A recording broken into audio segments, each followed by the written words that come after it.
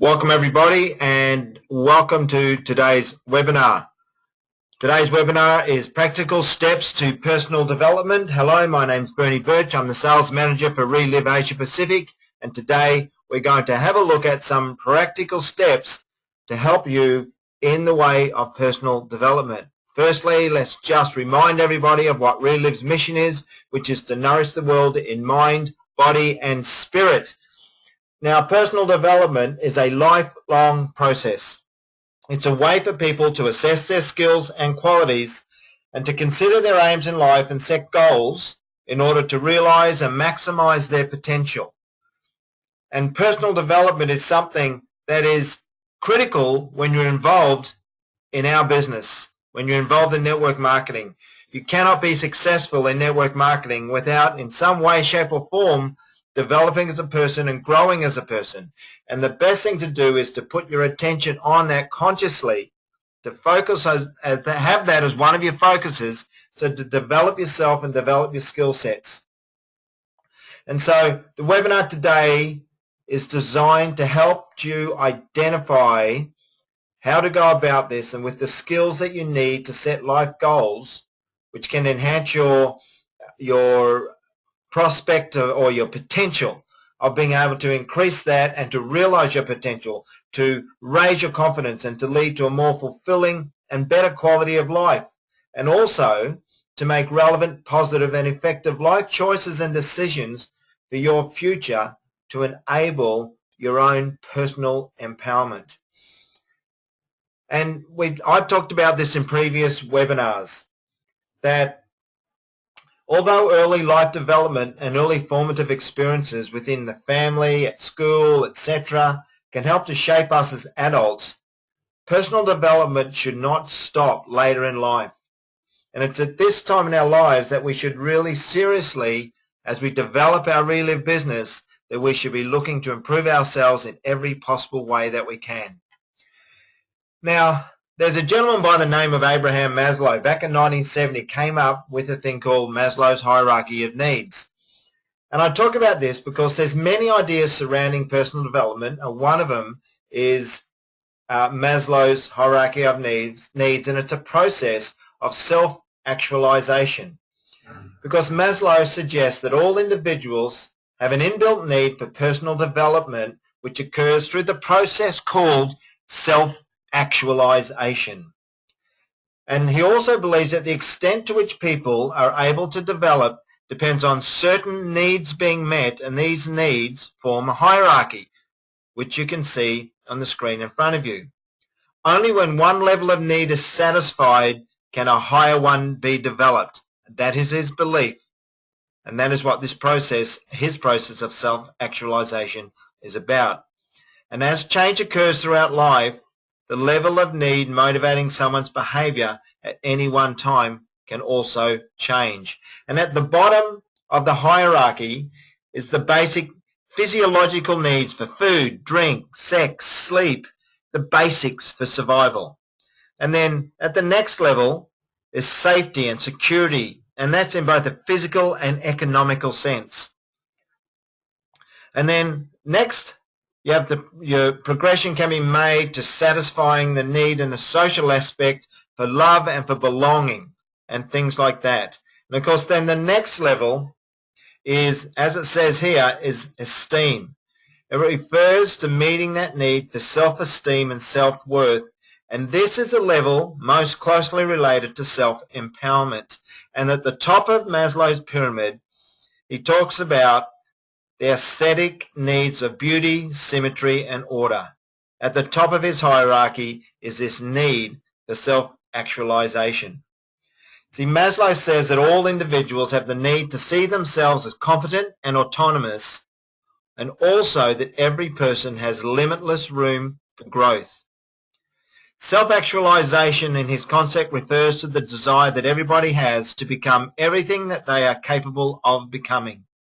In other words, it refers to self-fulfillment and the need to reach full potential as a unique human being. For Maslow, the path to self-actualization involves being in touch with your feelings, experiencing life fully, and with total concentration.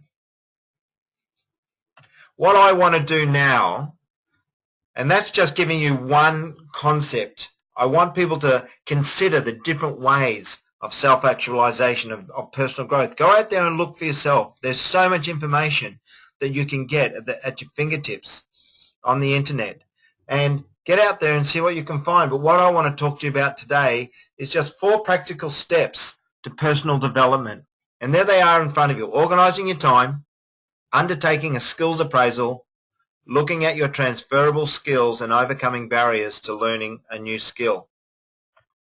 So firstly, let's consider organizing your time. And I'm sure everybody's been in the situation where the stuff to do column is much greater than the time you have on hand. And everybody at some time or another has their backs to the wall or is under the gun, under the pump, whatever you want to call it, to get things done. And you can see as the time is slipping away and your list of things that you need to achieve is still not getting lower or as fast as the time that's leaking away. So consider this. If you're looking at personal development, then you're considering making changes in your life. And so what that may mean is finding additional time, which often poses a problem. Now, it could be that the changes you're thinking of making would ensure you have extra time to spend with your family. Maybe it's just spend time on things you enjoy doing, having fun. Maybe it's your work. Maybe it's your Reliv business. You want to spend more time with your Reliv business. And I hope that's one of them. And also, it may be devoting time to your education, to your personal growth, to your development. Whatever the reason, looking at how you spend your time will encourage you to think of ways your time could be managed more effectively. And again, I suggest that you go online and have a look. There are many, many free time management programs and techniques that you can actually use. But there's just a couple of things of how you can manage your time. For example, learning to say no. Some people fall into the habit of saying yes and doing everything. And sometimes, you know what, you're better off to say no, and the person who's asking you is better off for you to say no. In our business, for example, when you have a team, you cannot do everything for the people in your organization. You can't do everything for that team. You need to empower people. You need them to feel self-empowerment and to do the jobs that they need to do. Your job as a leader in our business is to give guidance and direction and training, and of course to do things for new people, but it is to actually guide them along the way so that they take up the baton and they run with it themselves after a short period of time, and then you're guiding them and directing them and training them and mentoring them. That's what it's about. And it's also about delegating. It's knowing that you can't do everything yourself. And again, that's something that some people fall into a real trap. And you know what? Sometimes sharing jobs can be fun, and it'll also leave you with more time. Making a to-do list is a very basic thing, but you know what? It works. And all you need to do is you write down your to-do, you write down your time frame, and you tick them off as you go through. And what it does, it actually helps to take the pressure off you and reduces the stress. Another thing is giving up things that you really don't want to do or you don't need to do. And that's something you seriously need to consider from time to time. And also, now this is a good one, identifying your high and low times of the day, because all of us have times in the day where we're more or less energetic, where we have more or less energy. So do the demanding tasks. When you have the most energy, you'll get them done more quickly, and therefore you're releasing more time to spend on other things. So if you really don't want to do something and you've got to do it, maybe you've got no choice. But in general, try and manage your time so that when you're really pumped, that's when you get the things done that are really going to be demanding. Get it done, get it out the way, and get on with your life and get on with doing the other things. Because I tell you what, when you're talking about personal development, it involves setting goals. And you know, setting goals, we've talked about it, we've done a couple of webinars on setting goals, and I suggest that you go back and you watch them, because setting goals is a very simple, straightforward thing to do, and if you break it down step by step, it's something that will help you greatly when you're looking at doing your personal growth. Because I tell you what, In our business and with the people that you're looking for to come in to your organization, you're looking for predominantly the same sort of skills, because you want people who are willing to get out there. You want good communication skills. You want the ability to work as a team. You want the ability to learn. So you know what? You just need to focus on what you need and what you want and get out there and do it. Okay, the next step was skills assessment. And this is somewhere where you need to be really, really honest. You need to step back and have a look at yourself and say, where are my strengths and where are my weaknesses? What are my skills? What am I really good at and what am I not so good at? And give yourself a score. And again, you know what? You can go online and you can find different tests if you want to do it that way, or just sit down and write it out and be honest with yourself. Because you know what? Many skills you've learned have developed either through your work, your education, or your personal life. And they can be successfully transferred into other areas, which makes transferable skills, which is the next point. And as it says here, with an alligator sitting down there at a job agency applying for a job. And the guy says, sorry, sir, but impersonating a log is not a very marketable skill. And so you need to be honest with yourself. What are the skills you have, and are the skills you have the skills that are required to build your business, to make your Reliv business successful, to get you to where you can build financial independence and ultimately financial freedom. And if the skill sets that you have are not the ones that you require, then get set about learning the new skills. Because analyzing your existing skills will help you to identify both skills and personal qualities that can be used in your Reliv business. See, some of the skills are interpersonal skills, communication, which I mentioned before, organizational skills. Don't underestimate that, how important that is. You know, literacy, problem solving, because you're dealing with people all the time, and understanding the needs of others, the needs of people in your team, and the emotional intelligence, okay, the EQ of people. It's good if you can understand that, and that is a skill. So look at the skills that you have. Are they transferable into your Reliv business? That's what I'm saying to you. And if they're not, then you need to learn the skills that you need to have to make your Reliv business successful. So let's have a look at overcoming barriers to personal development and to learning these new skills. Because learning a new skill will definitely broaden opportunities for you. At the same time, it empowers you as an individual. And tell you what, there are many things that prevent people from learning new skills, but they can be overcome. And there's all sorts of things. I'll just give you an example of some, like it's a lack of confidence or self-esteem. Again, we've done webinars on this in the past. It's one of the greatest obstacles facing most people. However, if it is a problem, ask yourself if there's anyone who would support you and help you take the first steps towards learning a new skill, and who would that be? First off, it should be your sponsor.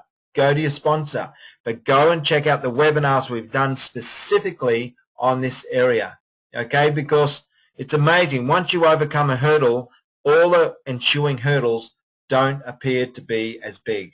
Okay, it might be an economic situation. People often put their financial situation there as a barrier to developing new skills, to developing themselves, that's getting in the way of their success. But this doesn't have to be the case, okay? It does not have to be the case, because you can learn a lot. Again, I talk about the internet. I talk about our webinars. There's so much you can learn for free. So your financial situation does not have to be something that gets in the way of you growing personally and developing new skills in your life to help you build your Reliv business, okay? That's really important that you understand that. Family commitments is another one. Now, family commitments can be a tough one, can really get in the way. I understand that. I've got a young family, and I know how tough it can be. But again, it comes back to time management.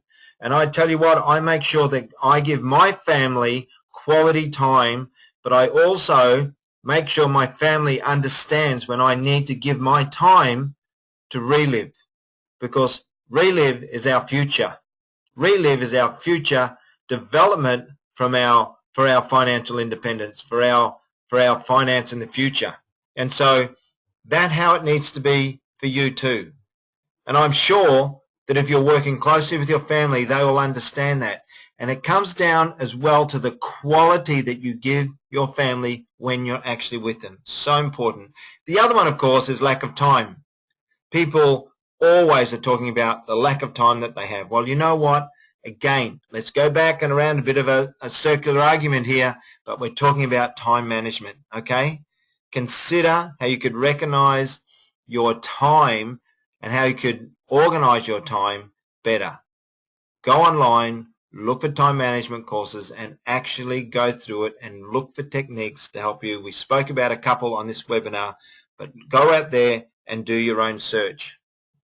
It's really, really important that you do what you need to do to enable you to build the skill sets so that you can build a successful Reliv business. Because as this quote says, I may not be perfect, but parts of me are pretty awesome. Because you won't have all the skills that you need.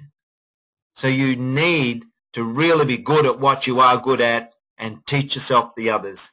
I may not be perfect, but parts of me are pretty awesome. And I tell you what, I know the parts of me that are pretty awesome. Do you know the parts of you that are pretty awesome?